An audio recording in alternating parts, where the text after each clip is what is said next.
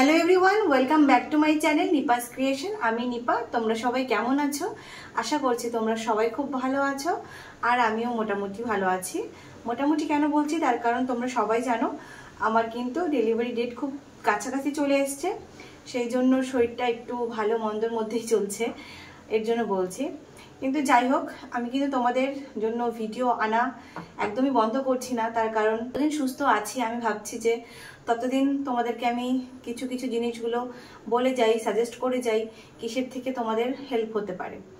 তো আজকে একটা ভিডিও তোমাদের সাথে শেয়ার করব, সেটা হচ্ছে ডিমের গুণগত মান কি করে তোমরা ভালো করবে, কি করে তোমরা প্রেগনেন্সি কনসিভ করবে। যাদের AMH কম আছে, ডিম খারাপ আছে, ডিমের কোয়ান্টিটি কম আছে, তারা ন্যাচারাল ভাবে কি করে তোমরা প্রেগনেন্সি আনবে। তো সেটা নিয়ে আজকে তোমাদেরকে আমি একটা ভিডিও দেব। ভিডিওটা খুব বড় হবে না, আজকে খুব ছোট ভিডিও হবে। দেখো, প্রথমে তো AMH ভালো করার জন্য কিন্তু আমাদের ডাক্তারের পরামর্শ, ডাক্তারের ট্রিটমেন্টটা অবশ্যই থাকতে হবে, ঠিক আছে? মানে AMH এর জন্য যাদের AMH-টা কম আছে তাদের এগ কোয়ালিটিটা যাতে ভালো হয়, কারণ AMH কমে গেলে কিন্তু এগের গুণগত মানটাও কিন্তু খারাপ হতে থাকে। আর একটা সময় কি হয়, একদম আমাদের মধ্যে এগের পরিমাণ কমে যায় এবং আমাদের প্রেগনেন্সি নর্মালি কনসিভ করার চান্সটাও কিন্তু একদম কমে যায়। তো আমি বলবো কি কি খেলে পরে তোমাদের AMH-টা মানে কি কি খেলে পরে তোমাদের ডিমের গুণগত মান একটু হলেও ভালো হতে পারে। তো সব থেকে ফার্স্টে বলবো তোমাদেরকে আখরোট খেতে।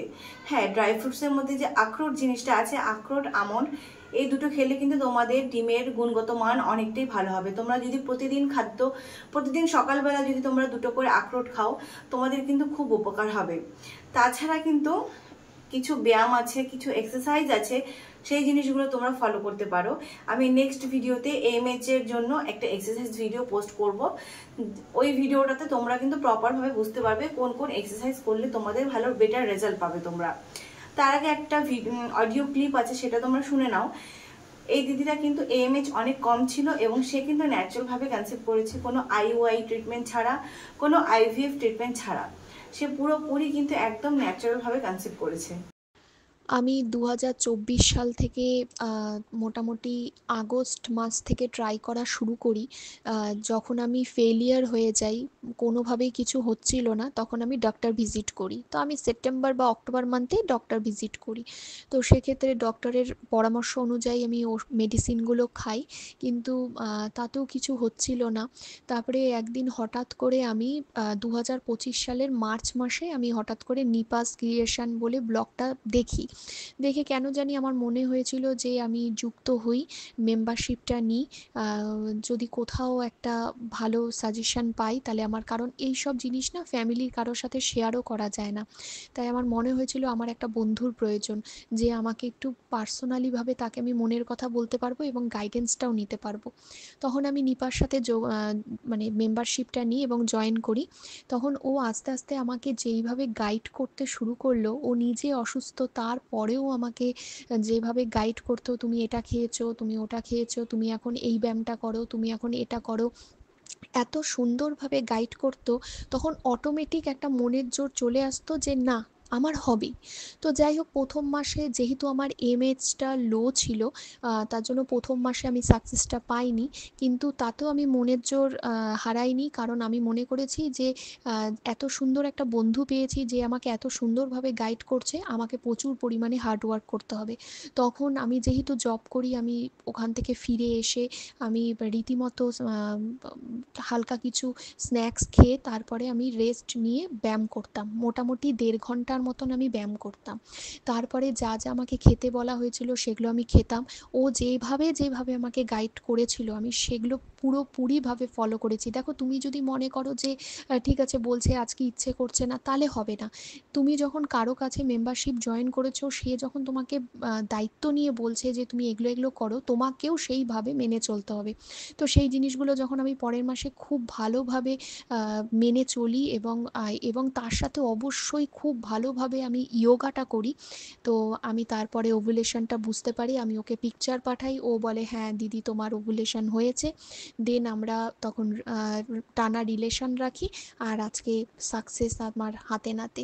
তো যাই হোক, আমি নিপাকে এতটুকুই বলবো যে ওই সময়টাতে আমি ওকে পেয়েছিলাম, যেই সময়টাতে আমি নিজেকে খুব একা ফিল করছিলাম, যে কাকে আমার বিষয়টা শেয়ার করব বুঝে পাচ্ছিলাম না। তো থ্যাংক ইউ, তুমি এতগুলো মানুষের উপকার করছো, তোমারও ভালো হবে, এতটুকুই বলবো। দিদি হিসাবে তুমি ভালো থেকো, আর এত সুন্দর গিফটটা দেওয়ার জন্য তোমাকেও ধন্যবাদ। দেখো, ডাক্তার তো অবশ্যই দেখাবে, এটা তো 100%, কিন্তু ডাক্তারকেও আমরা অনেক সময় অনেক মনের কথা বলতে পারি না, যেগুলো অনেক জানার ইচ্ছা থাকে। তো সেই জায়গাটায় আমার কোথাও মনে হয়েছিল যে আমি এই বোনটাকে বললে আমি হয়তো ভালো কিছু পাবো, জানতে পারবো। তো সেই জায়গাটা আমার যা যা প্রশ্ন ছিল আমি সমস্ত কিছুই নিপাকে করতাম, আর ও আমাকে ক্ষণিকের মধ্যে অ্যান্সার করে দিত, তুমি এটা করো, তুমি ওটা করো। তো একটা কথাই বলবো, যারা, যদি আমার মতন কারো প্রবলেম থাকে, এমএইচটা লো থাকে, তো এতটুকুই বলবো, বাইরের খাবার একদম খেও না, আর অবশ্যই যোগা করো।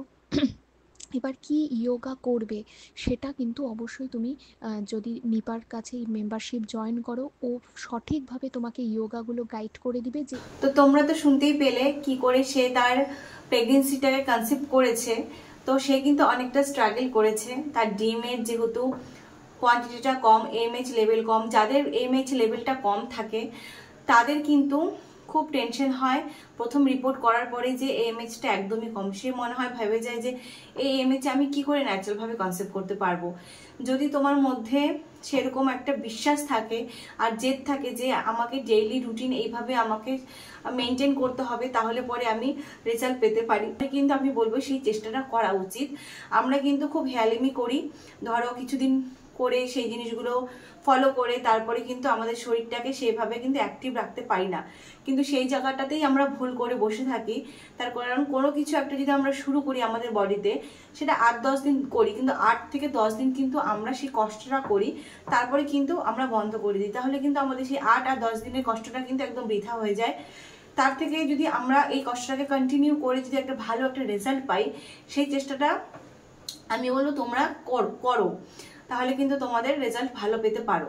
দেখো, আমি সবাইকে বলছি না যে সবাই এরকম প্রসেসের দ্বারা প্রেগনেন্সি কনসিভ করতে পারবে, কিন্তু মানে চেষ্টা তো করতে হবে, তাই না? চেষ্টার উপরেই তো আমরা টিকে আছি, তো চেষ্টাটা কিন্তু তোমরা করেই যাবে, চেষ্টা কিন্তু কখনোই ছেড়ে দেবে না। হোয়াটসঅ্যাপে পার্সোনালভাবে গাইড করছি প্রেগনেন্সির জন্য, আর তোমরা যারা যারা জয়েন করতে চাও, আমাকে গাইডেন্স দিতে চাও, তারা শুধুমাত্র তারাই কিন্তু আমাকে কন্ট্যাক্ট করবে এই নাম্বারটাতে। তো দেখা হচ্ছে পরের ভিডিওতে। সবাই ভালো থাকবে, সবাই সুস্থ থাকবে, সবাইকে টাটা।